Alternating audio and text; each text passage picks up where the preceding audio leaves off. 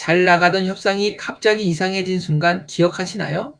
분명히 상대는 괜찮아요. 진행합시다라고 말했습니다.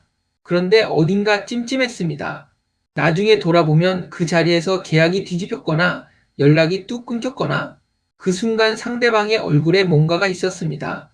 여러분은 하루에 수백 가지 신호를 보내고 받습니다. 그런데 그중 대부분은 말이 아닙니다. 표정, 몸의 방향, 손의 위치.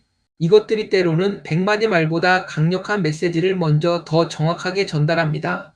문제는 이 신호 대부분이 무의식에서 나온다는 겁니다. 보내는 사람도 모르고 받는 사람도 왜 불편한지 설명 못합니다. 그냥 왠지 저 사람은 좀 아닌 것 같다는 느낌으로 남습니다. 오늘은 그 왠지의 정체를 밝혀드리겠습니다. 나도 모르게 상대에게 비호감 신호를 보내고 있을 수 있는 몸짓 3가지.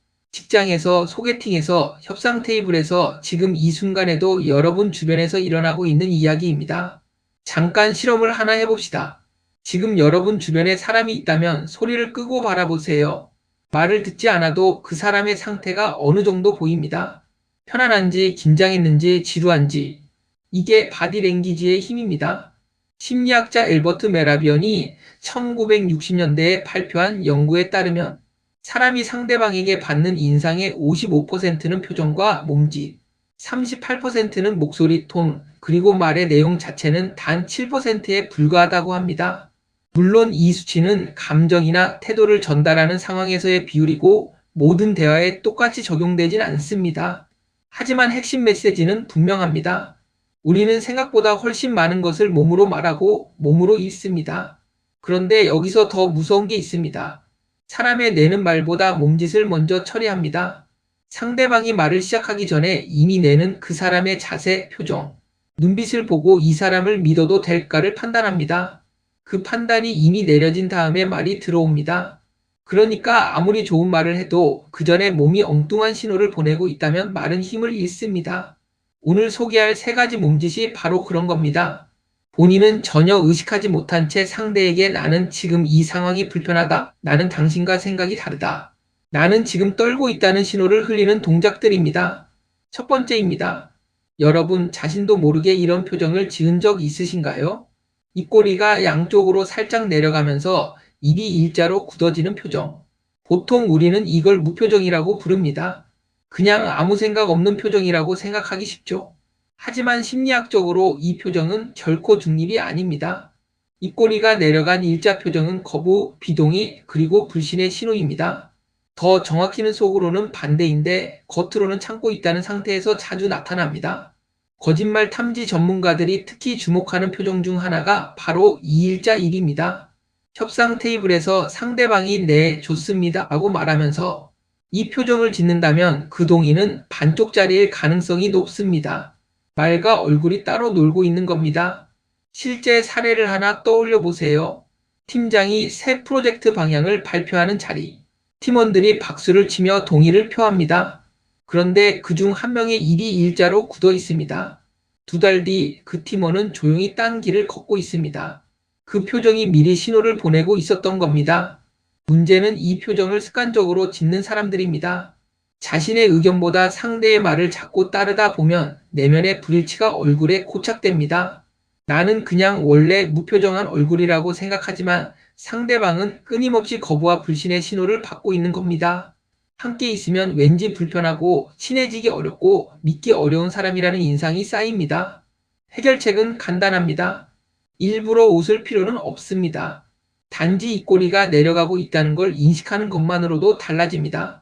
의견이 다를 때는 표정으로 참는 대신 말로 표현하는 연습을 해보세요. 얼굴이 훨씬 편안해집니다. 2번째 표정입니다.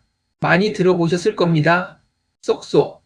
한쪽 입꼬리만 올라가는 그 표정. 일상에서는 쿨하거나 여유 있어 보이는 인상으로 쓰이기도 합니다. 하지만 심리학적으로 이 표정이 가진 의미는 아주 명확합니다. 경멸입니다. 경멸은 분노와 다릅니다. 분노는 상대와 같은 수준에서 충돌하는 감정입니다. 경멸은 다릅니다. 나는 너보다 위에 있다는 판단이 전제된 감정입니다. 상대를 대등한 존재로 보지 않는 상태에서 나오는 거죠.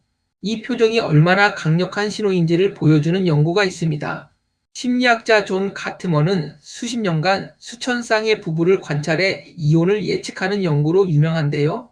그가 밝혀낸 관계 파괴의 4가지 신호 중 하나가 바로 이 경멸 표정입니다. 대화 중 남편이 이 표정을 자주 지으면 4년 안에 아내가 더 많이 알아눕는다는 결과가 나왔습니다. 표정 하나가 상대의 건강에 영향을 미친 겁니다. 그만큼 받는 사람에게 깊이 박히는 신호입니다. 직장에서도 마찬가지입니다. 팀장이 팀원의 아이디어에 이 표정을 지으면 그 팀원은 다시는 아이디어를 꺼내지 않습니다. 겉으로는 아무 말도 하지 않았는데 그 표정 하나로 이미 메시지가 전달된 겁니다. 이 표정이 무서운 이유가 또 있습니다. 본인은 전혀 의식하지 못하는 경우가 많다는 겁니다. 나는 그냥 피곤한 거야. 나는 원래 얼굴이 이래라고 생각하지만 상대는 매번 그 표정에서 경멸을 잃습니다. 해결 방법은 자기 인식입니다. 스마트폰으로 자신이 대화하는 영상을 한 번만 찍어보세요. 내가 모르는 내 표정이 보입니다.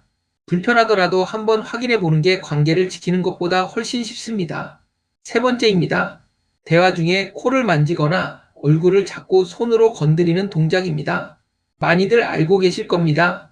코를 만지면 거짓말하는 거다. 그런데 이게 정확한 말은 아닙니다. 코를 만지는 동작의 정확한 의미는 긴장 또는 흥분입니다. 우리가 감정적으로 자극을 받으면 거짓말을 해서 들킬까봐 불안하거나 예상치 못한 질문을 받아 당황하거나 아니면 반대로 굉장히 흥분된 소식을 들었거나 코의 모세혈관이 팽창합니다. 코가 약간 부풀고 가려운 느낌이 납니다. 그래서 손이 올라갑니다. 거짓말쟁이라서가 아니라 지금 내가 뭔가 강한 신호를 처리 중이라는 반응인 겁니다. 물론 거짓말을 할 때도 긴장을 하니까 코를 만지는 경우가 있습니다. 하지만 코를 만진다고 무조건 거짓말이라고 보는 건 지나친 단순화입니다. 정말 코가 간지러울 수 있고 습관일 수 있고 잠을 못 자 피부가 예민한 날일 수 있습니다. 중요한 건 이 동작이 상대방에게 어떻게 읽히느냐입니다. 대화 중에 자꾸 얼굴을 만지는 사람을 상대해 본 적 있으신가요? 말은 확신에 차 있는데 손이 코와 볼을 오가고 있으면 상대는 왠지 불안하다는 느낌을 받습니다. 저 사람 지금 뭔가 불편한 게 있나?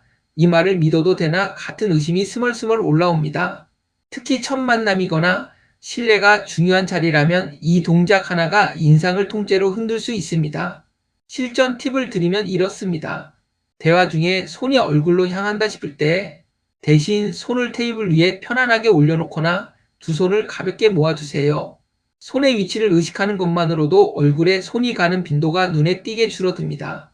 처음 이야기로 돌아가 봅시다. 잘 나가던 협상이 갑자기 어긋났던 그 자리. 상대가 괜찮아요. 진행합시다라고 말하면서 일이 일자로 굳어 있었다면? 혹은 여러분이 설명하는 내내 상대의 한쪽 입꼬리가 미묘하게 올라가 있었다면? 그건 말 이전에 이미 결과가 정해진 자리였을 수 있습니다. 반대도 마찬가지입니다. 내가 모르는 사이에 상대에게 그 신호를 보내고 있을 수 있습니다. 억지로 동의하면서 굳어진 일자리, 피곤함이 쌓여 고착된 비대칭 미소, 긴장할 때마다 올라가는 손. 이것들을 바꾸는데 대단한 훈련이 필요한 게 아닙니다. 단지 인식하는 것, 그것만으로도 상당 부분이 달라집니다. 몸은 언제나 마음보다 먼저 말합니다. 그 말을 이해하는 사람이 관계에서 한 발 앞서 있습니다. 여러분은 오늘 소개한 3가지 중 자신에게 해당하는 게 있다고 느끼셨나요? 댓글로 알려주시면 더 깊은 이야기를 이어가겠습니다. 오늘 영상이 도움이 됐다면 좋아요와 구독 부탁드립니다. 다음에 더 유익한 심리학 이야기로 돌아올게요. 안녕.